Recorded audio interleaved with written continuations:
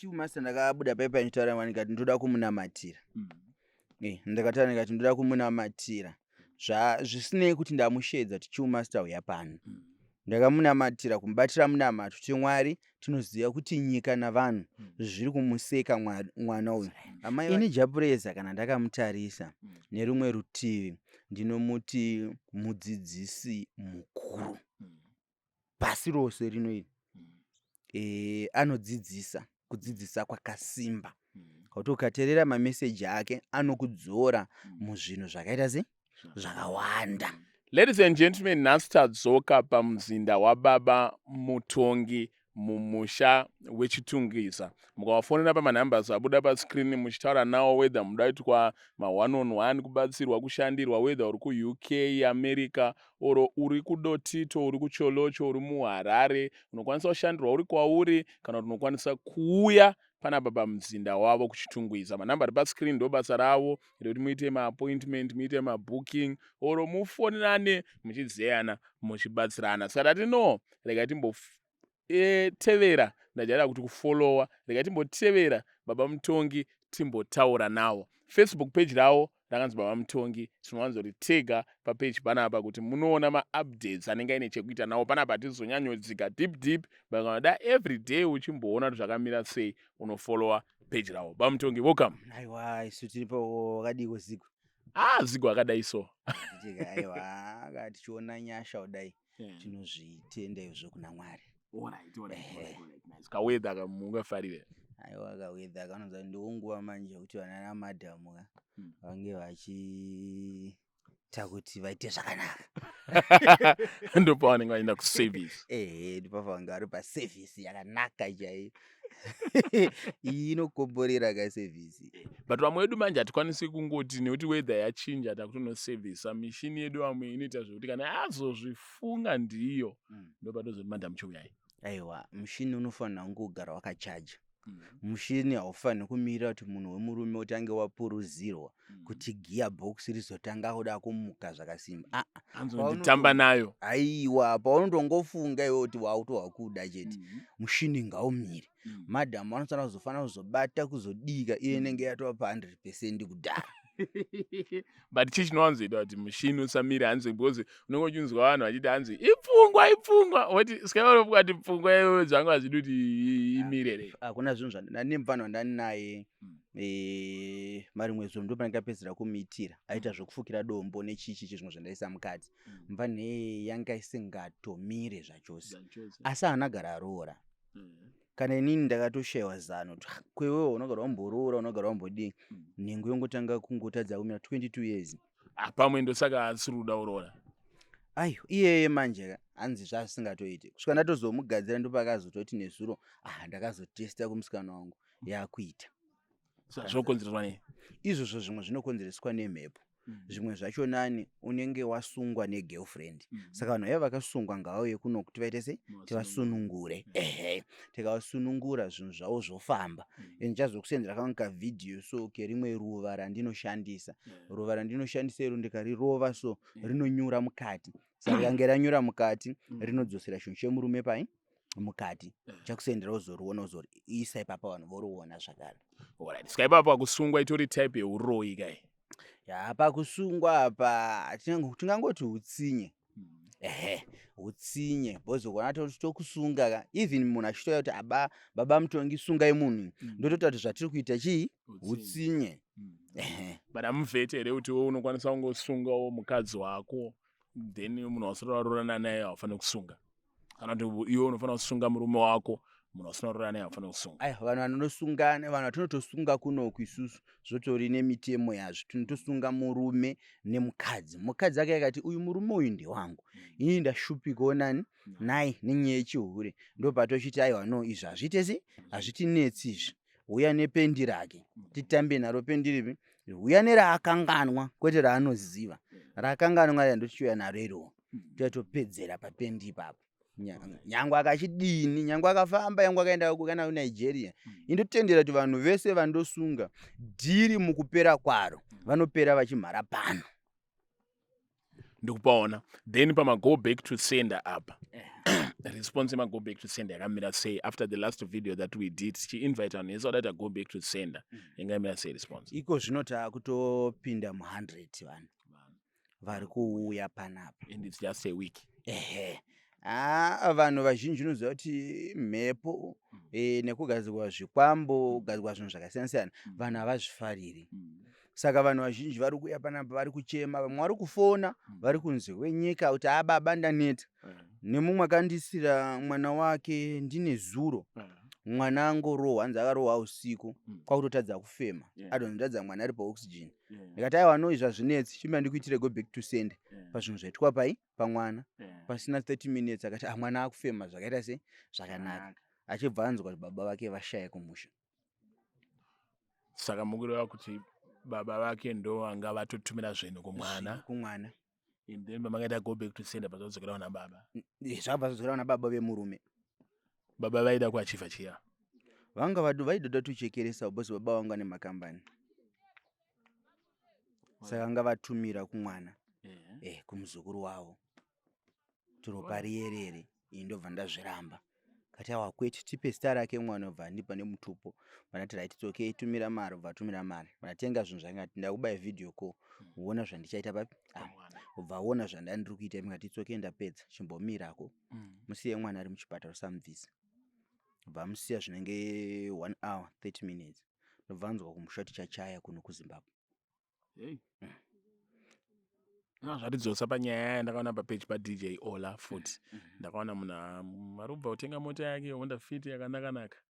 2 minutes tatonzi Honda Fit iyo yaiswa pareka yatoita accident, vanhu vatofirapo. Chinoitika kuvanhu vazhinji vanotenga midziyo vawana mari. Vamwe vacho vanotenga midziyo vaudza hama neshamwari, ndakuenda notenga mota, ndakuenda notenga chinhu chakati. Saka panguva iyeyi yamanje unotewa nehama dzako. Unoziva kuti hama dzedu isusu hadzidi tiite chinhu chakanaka. Hama kati mwana kana kuti munin'ina wababa wangu chai haadi kuona inini nichibudirira. Baba vangu havagoni kuda kuona mwana womunin'ina wavo achiita sei achibudirira. Ipapo pega ipapo panovaka godo. Ndo panotanga kuti vazhinji vanobva kuti baba uyu akarombera vana vake kuti vararame zvakaita sei zvakanaka. But zvimwe zvachona dzingori nyasha. Saka chinoitika uyu anenge atumirwa mhepo dzinobva dzamuteera, mhepo yosvika yangomuataka yobva yamudonhedzera pai pasi. Saka izvozvo kuti vanhu vanokuita zvinhu zvavo vari kuita mabhizinesi, vari kutenga motikari. Motikari ngadziuye dzichiereswa. Motikari inotodzingwa mamhepo. 2 pakutenga motikari kana pamwe isiriwo X-Jap oro kana iyo X-Jap chaiyo inogona kupaza munhu uko ikauraya munhu yochitengeswa kupi kunoku. Inoya yakatakura mamhepo. Fanike baba ndoona mota painoita accident whether munhu afa kana kuti haana kufa. Tinongona tow truck inoya rotora mota. Mota iyoyo ndo yatava kuzoona yakutogadzirwa kumapanel beater yakudzoka pamarket. Kana kuti kana maparts ayo iri kutonobrekwa. Pamwe siti rawazotenga iwewe zvinoisa mumota yako ratofira munhu. Hazvina mhepo futi zvinoteera izvozvo. Hazvitadzi kuteera, mhepo hadzitadzi kuteera ipapo. Mhepo dzinotoramba dzichita sei dzichiteera. Ndo panozoona munhu ari kudhiraivha motikari arovera singanzwisike, munhu ari kuita sei adonha nemotikari, anyachingosangana nezvinhu zvinorwadza. Panozofamba ndipo panozonzi mota yawakatenga iwewe ine mhepo dzainadzo. Inoda kubviswa mhepo yochisumwa kurudzi rwako naMwari. Kuti rudzi rwako ruchitungamira motikari, rudzi rwako ruchisunungura motikari. Ona motikari dzangu inini ndinotodzitanga ndadzisumira kurudzi rwangu. Ndadzisumira kurudzi rwangu, ndodzisumira kuna Mwari wangu. Kana ndoitengesa ndinobvisa kusuma kwandakaita kuyakwe. Ndochitengesa kuita kuti rudzi rwandiri kutengesera rwoigamuchira votangira ipapo vachienda mberi. Alright. And then panhau dzemota idzodzo ndakaona muimbi Chewmaster akaita accident. Accident iyo ikauraya munhu. Yauraya munhu, nyaya iyo ikaenda kucourt akambopleada not guilty, anenge akazowa vameno nyaya yacho akazoita sei, but akazoona Chewmaster akazopona. Vanhu zvavaitarisira kuti ndo pamwe mutongo achapiwa kana kuti achavharirwa akazonzi 420 hours community service, ongobhadhara $200 kuti aidriver asina fine handiti. Zvinezvi Chewmaster ndakabuda paipa nitaura mwani ngati ndoda kumunamatira. Ndakataura ngati ndoda kumunamatira. Zvisinei kuti ndamushedza kuti Chewmaster uya pano. ndakamunamatira kumubatira munamato tiMwari tinoziva kuti nyika navanhu zviri kumuseka mwana uyu. Amai vake nababa vake vachipembera kuti mwana wedu aita sei asumuka, nyika yamuteerera. Ende mukomana uyu anoimba zvinhu zvinonakidza, asi chinhu chiripo ndechekuti iyewo chero kwaari ngaangoziva kuti mamhepo ariko. Hakuna maartisti asingabatsirwe, inhema idzodzo. Vanhu vaya vanosumuka vanoenda kunobatsirwa, bviswa mamhepo kuti vafarirwe nevanhu. Chero chaangoimba ngachidiwe navanhu, chite mutsindo panyika. Saka iwewo ukaonekwa waakusumuka, ndamutangati ukaona maartisti akaonana kuti nhinga akusumuka, vanoedza kukrashana, kuedza kudonhedzerana pasi. Zvafana kuti mumwe achibudisa kana album samangwana, ini chitoziva ndiye mukurumbira, ndobva ndamubudisira kana 3 masong ari kutera mualbum rake, ndiri kutomukrasha ipapo zvakangwara. Iye nhasi Japreza ari kubudisa album rake, kana muri kuona here richibudirira, pachazobuda vhidhiyo iri rinenge ratobuda kare, saka dangonzwawo pfungwa dzenyu. Vhidhiyo rino iri ratiri kuita pano uye zvakare nepamusoro pealbum raJapreza iri richanakidza vanhu vakawanda.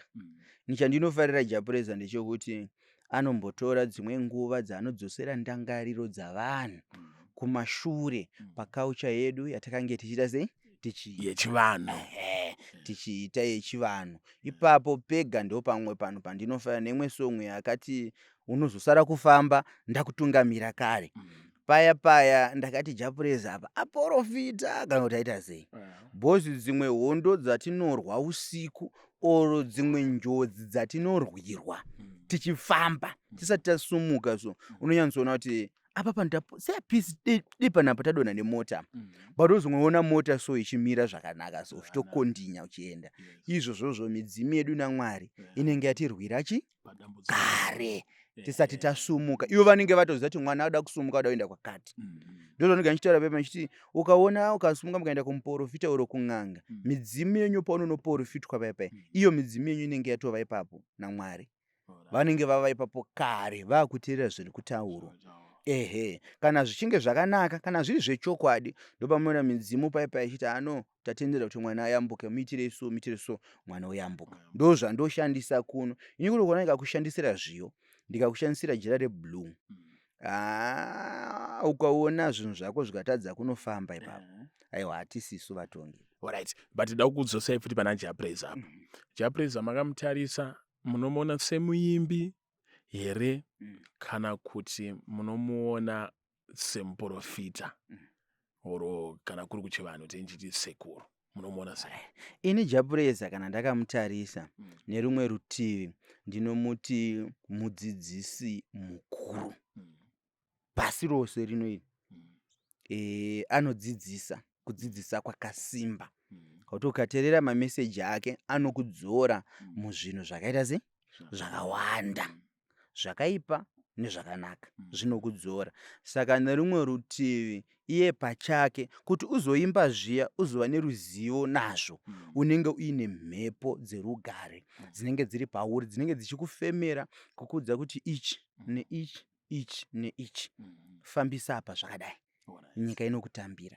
Ko Windsor ane rugare futi rwakaipa. Mufana uya unoimba zvekuimba, fanika imwe yakaimba denga ye haina kumira zvakanaka. Ndaitoziva kuti song iyi ichatreda zvokudaro, ichaputika. Anoimba mukomana wayo, ende ukateerera masongs ake fanike echivanhu, aiwa anobata. Muvaimbi imomo, vaimbi, macontent creator, macomedian, majournalist, machii, muiti kama mabasa asina kuchena. Hatizive kuti amunoona kuna Hollywood kune madark industry avo, ana P Diddy makazonzwa vachinzi vasungwa, chichi, ana R Kelly, nhau dzemarepi, chichi, but ndinoona kunge pakuita hongochani uri kubvumika pachena mbijana yekuti munhu anenge asingazotauri kuti ndiri ngochani exactly, but unenge uchiona mamavhidhiyo ari kubuda zviri kutaurika ipapa, unoona kuti nyaya idzi dzinenge vaimbi vedu, macomedian edu, vashamarari vedu vanenge vakubatana magadziko. Zvinhu izvozvozvo zvinhu zvakaipa zvisingaiti munyika medu muno meZimbabwe. Izvi taitombozvikumbira kuti dai vari kumusoro vagona kunzwawo ipapo, even nyangwe vakaenda pane upi anoita chivanhu, anobatwa nemudzimu wechokwadi, kwete zvimudzimu zvesatanism zvakaipa izvi. Mudzimu wechokwadi chaiwo chaiwo, kana mhepo dzeZimbabwe kana mbondoro dzenyika hadzidi zvinhu zvinenge zvichiitwa munyika mani, munyika medu munomu, zvinhu zvechingochani. Iyoyo mweya yakaipa inenge ichigara muvana, inenge ichigara mune vanhu vedu vanenge vachitiimbira music, vanenge vachitidzidzisawo zvavanenge vachitidzidzisawo, vanenge vachiitawo mavhidhios avo muindaneti imomo. Asi chimwe nechimwe vakuru vasiya shoni yekuti rina manyanga hariputirwi, zvichazongobuda chete. Chero ukazvivigiridza tichazongozviziva kuti uyichi ingochani. Asi izvozvo pamutemo wedu wenyika ino yeZimbabwe zviri kufanirwa kuti dei vari kumusoro vari kuona. Ndikuona imwe interview yakaitwa mumwe mukomana so naChibanda, izvo zviya achitaura kuti inini ndiwo basa rangu. Izvo zvaitofanira kuti vamwe vanhu vehurumende vaifanira kunge vakatoteera mukomana uya kuzvibhana, bhozi vhidhiyo riya rikaramba richitreda, vanhu vazhinji zvichapinda mavari zvishoma nezvishoma, vachitongoona sekunge zviripo, bhozi vachabva kuti kose uyu asina kunge ambobatwa, iye akabvuma ega pachake. Saka izvozvo zvega zvichatikanganisira vana. Saka ndoti hurumende nevanoita nezveizvozvo ngavaanzwe vhidhiyo ripi rino kuti kosei masiya uyo achiita zvaari kuita zvaari kuita izvozvo.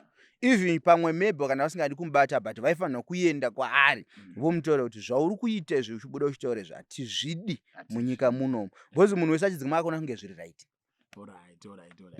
But isusu kutonakidzwa nazvo ndoona bhaibheri, vanoverenga bhaibheri, kune mhosva mubhaibheri inonzi vanhu vaiita mabasa erima, vachiita mabasa erima, asi Mwari anenge achipa mhosva kuti nemi maiona mabasa erima achikunakidzaiwo, muchipiwawo mhosva iyoyo yekuti iwe cheerleading zvafanana nemunhu ari kuacta, tingati chivi inonzi pachirungu pornography. Munhu ari kuacta pornography ari kutopara mhosva pamberi pani paMwari. Koita ari kuiona achinakidzwa, asiri ari kuacta, ndiye ari kuona achinakidzwa. Saka zvine here zvazvinotokanganisa isusuwo tiri kuzviona tichifadzwa nazvo pasina zvatiri kukwanisa kuita nezvazvo, tichingoti uyu hatina here mhosva yatinopiwa aidha nevadzimu kana mweya, hapana here mhosva yatinopiwa. Mhosva yatinenge titori nadzo pakuti tinofanira kuti timutsure, ndozvinoita kuti hakuna mudzimu unoda zvinhu zvakanyangara kudaro, zvinosemesa kudaro. Kuti murume anoenda kunorara nomwe murume zvinonyangadza pamberi paMwari, zvinonyangadza even isusu matiri sevaprofiti, zvinonyangadza chero mapasta, zvinonyangadza chero vanhu vakaita sei vakasiyana siyana, uye zvinodzidzisa vana zvinhu zvisiri izvo. Vana mazera edu aya navamwe vari pasi pedu pavanoona mavhidhiyo vanoona kunge zviri right, votomboti ngatimbozvitesta tione kuti zvinoita sei. Ndo matangiro azvo. Saka ndo panataura ngati hurumende ngaiteere ichidzima zvinhu zvakaita sei, chero ivo vakazviziva kuti zvinoitika, isu hatidi kuzviziva kuti zvinoitika. Even chero isusu mweya nemidzimu ikatiudza kuti zvinhu zviri kuitika muno munyika yeZimbabwe, hatifanirwo kuzviziva kuti zviri kuita sei, zviri kuitika. Anyway, pane interview yatakaita nevanonzi Commander Ibrahim. Commander Ibrahim vanobva nepadombo shava pa muprofita, vane nyaya yavaitaura nhau yeun'anga, nhau yechecha. Mune makaionawo? Ndakaiona interview iyoyo. Pazhinji zvake akagona, asi ndinoti haushori kwawakabva. Nekuti kana iye akashora kwaakabva, tinotaura kuti chirabva waramba nemutupo. Zvimwe zvose zvaitaura hapana naone paakakanganisa. Ende izvo ndinotenda kuti iye ane zvaakanzwisisa, ane shoko rakatumwa naMwari. Ndinomuona hangu achiparidza kazhinji, nodzidzisa vanhu pamaTiktok, ende ndichitombotora rumwe ruzivo pane zvinhu zvanenge achita sei achitaura. Saka inini panhu padiki-diki panisina kunge ndanzwisisa panotoda kudzokera pakutaura. Hakuna angava profeti kana n'anga kana muprofita kana ani. Kana iye achiziva kuti haadi kudzosera chakaipa kana chakaita sei, kudzosera munhu mhepo yakaipa oro kuita go back to sender, zvinobatana nerudzi rwemunhu. Rudzi rwangu ini ndo runoita izvozvo. Right, tobva ipapo kana isusu takuti aiwa no maprofetsi edu ava vanhu kwavo tinovaona vachingoshandisa mvura nesauti chete, tikazongoona pangwane heya oyu paane chii, paane lucky oyu paane chakati, tatodzokera futi kumidzimu yani yedu, ndokwatinenge tatodzokera. Saka munguti munhu akaita sakomanda Ibrahim anogona kuzvimisa semuprofita oro semunhu waMwari achiti ini handisisiri wekushopera oro n'anga, asi tikamuona aine waini, aine souti, aine makendo, aine chii, zvakangofanana. Kendro rinoshandiswa kuna Mwari chete ikendro rewhite. Pakazongova nekendro regreen kana kendro rered zvato zvimwe zvatisingazivi. Magugulei mumaoni. Ndichamagugula. And then ipapo pamatana nawo yemutupo kuti ngaaramba mutupo. Mutupo munhu unyanya kukoshesa. Ndakaona maKristu hobo. Mutupo wakauramba akati su tunoera Jesu. Hakuna zvinhu zvakadero, unoera Jesu vigwa kana Jesu wacho. Havari kuigwa nechechi ka. Hakuna zvinhu zvakadero kani. Kana iye mutupo wakakosha ndo panonzi hama dzakaita sei. Paunotovigwa inini ndikatonzi ndafa kana mangwana, hama dzangu dzinouya dzichitora ivhu dzichikanda imomo dzichitaura tifamba zvakaita sei, zvakanaka, usatiteere, enda kunani, kuna Mwari wako wainamata. Ko tikazotsvagisisa tobva toona kuti uyu ari kunyanya ngoti hanzi ndoera Jesu kana ndoera chi, tozoona kwokupedzisira kuti ingochani kana aita mabasa akaipa, tozoita sei? Anenge achiera Jesu. Aiwa, Jesu auye pano pakadaro. Saka nhau iripo ndeyekuti chero tikanzi tatumwa naMwari, tikanzi taita mabasa akaita sei, kataita minana inoshamisira sei, tinofanira kungoziva kuti kana ndichiera mwoyo ndinoera mwoyo. Zvoperera papi? Ipapo. Kana usingadi kushedzwa kunzi mwoyo, ngoti no inu musandishedze muchiti mwoyo, ngonishedza muchiti bishop chakati. Ingopedzera mazwi ako papi? Ipapo. Nekuti chinotitungamira iye chinotomupa uchenjeri ihwohwo negwara irudzi rwako. Nekuti iwewe ungataura here kuti iwe Jeshua wemhiri yegungwa uko anga akagarawo murunguwo zvake uko, ouya achigarewo muganda rako reblack rino. Aiwa, ipapapo imbopa iyavo nobvisa ndakapaisa pane question mark iripo ipapa. Ndaitoseka patisani paredhiyo achiti hanzi iye Jesu anotonzoshumba. Ngambomira kudai. Ainotaura kuti hanzi anonzi shumba yerudzi rwaJudha. Handizvozvo hazvo, asi muno munyika yeZimbabwe Kristu akafamba. Johani wanoramba uya ndakambonzwa umwanzani uyu. Ndakanga masara ake ndiprofeti here kana kuti ndiani? Kwete Jordan. Hanzani uyu. Wokuparidza kuti kumapostori ndakumukangana. Mumwe mupfupisi anetu ndebvu sokuti indakambobva kuna madzibaba. Alright. Anonzi Evangelist Marufu is my very good friend. Iye mfesi ndakanzwa wangu achiti Johani kudini vanhu ava vanotera Johani kuti Johani ndiye akatanga kufamba, Johani ndiye akatanga kudii. Aiwa, ndichazoipindura hangu yo nyaya iyoyo. Mumwe musi wangu ndakaita sei, ndakasununguka kuti vanhu vazhinji vaite sevanonzwisisa nyaya ipi, nyaya iyoyo. Isusu hatitevere nyama yemunhu, asi tinoteera mweya mutsvene. Ndakamboisa mubvunzo paFacebook pangu papeji ndikati iye anoziva kuti Bhaibheri rakanyorwa nani ndiani. Isusu katoziva rakanyorwa naPaul naPeter, we know. Ndivo vakarinyora kutogara pasi, ndapedza kuita basa iri ndakunyora bepa iri, ndapedza kuita basa iri ndakunyora bepa iri. Panozoticonfuse ndepekuti zvinonzi Genesis yakanyorwa naMozisi but Mozisi wacho anga asipo pakaitika Genesis and then tozodzwa kunana Deuteronomy Mozisi afa nditi pachitonyorwa naMozisi futi kuti akazofa abva aenda pamusoro pegomo akanyaya dzacho dziri Saka confusing ndo pandiri kutaura kuti isusu bhaibheri munyika but yedu dzakangofanana nenyaya dzedu dzechivanhu unonzi wati chaminuka aiti paaifamba chete ndopainaya mvura ati mamuziti bhaizeni aiwa muno muZimbabwe mune mhondoro huru ende inini kazhinji mumakomo mandofamba ndinogona kutoenda mugomo ndosvika ndonamata mugomo muya kati muninga mvura ingotanga ngodonha muninga imomo ichinaya imomo chete bedzi mutongi ndikutotaura chokwadi ariko mapako anodaro kwene musingaende neso aiwa manje ikoko hakuchadiwa kamera kuti tipindemo tinongouya kuzongonzwa asaka touza vanhu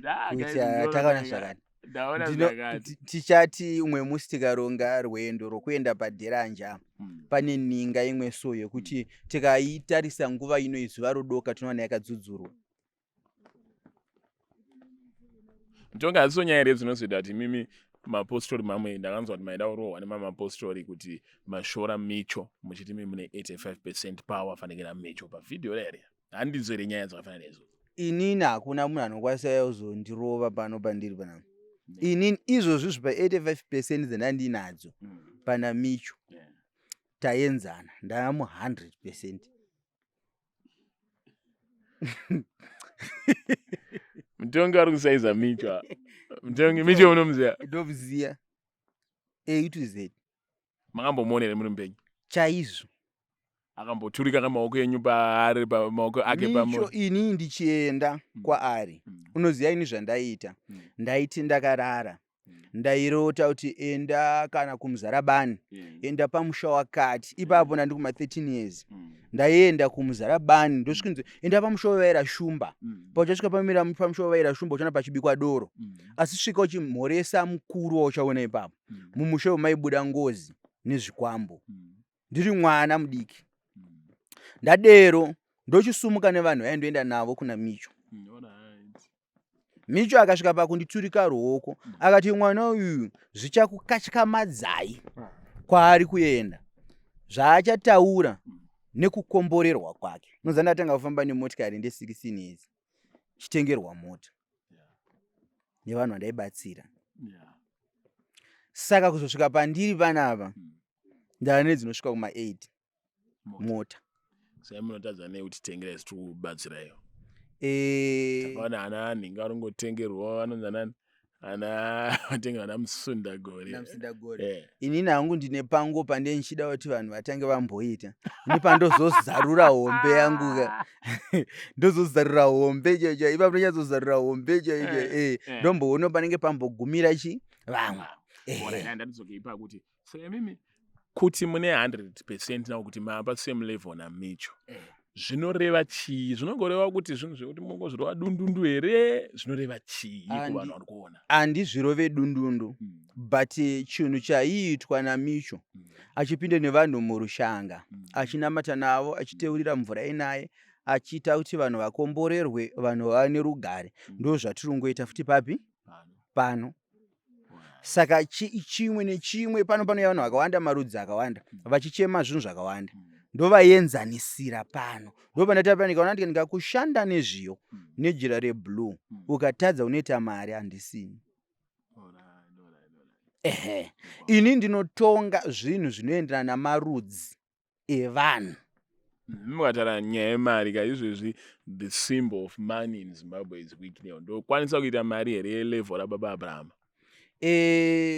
seweakness paakatanga kusumuka ndakaprofita inini ndikati murume uyu ndiAbrahama ndiJohani chipo chakatumwa naMwari kuti chive pavanhu kana chava pavanhu nyika yedu yova nemukurumbira ndo pandakatanga ndikati asi zvadero zvaita mukurumbira kumberi mberi kwatiri kuenda uku ndakaisa sechiprofita ndikati ndaona pamusumukira nyaya dzichamuteera asi dzichada kuti dzimuise mujeri uchapotsa pekutanga opotsa pepiri apa ombosumukirwa nemhepo nevamwe vana vevakuru nevamwewo vakuru futi vombomusumukira ipapa yombononyaradzwa. Nomanaka torai murume uyu muende naye pagungwa, munonamata naye pagungwa muine mbiya.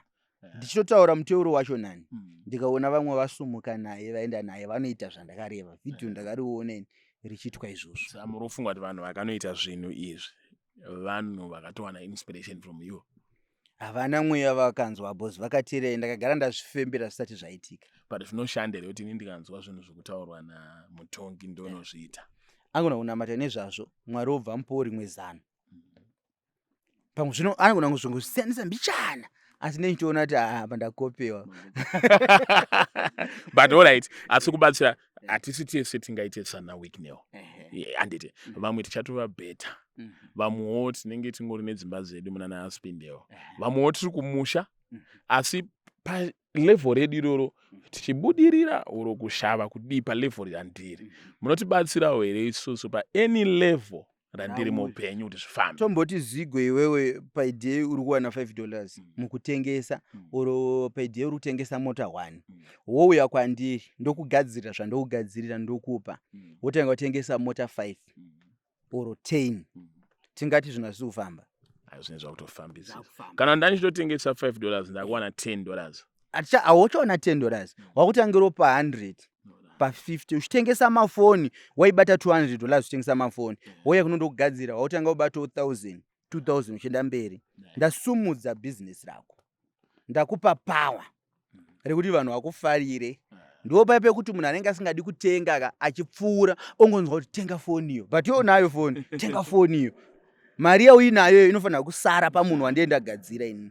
Chero munhu ane shopu, chero munhu ane chii, ane any business ada kuita, ndinozvigadzira kuti business yo risumuke riende mberi. Ayo, mutongi, because of time yedu handifike chakwanisa kupfuurira mberi, mangotudza mashoko enyu ekupedzisira.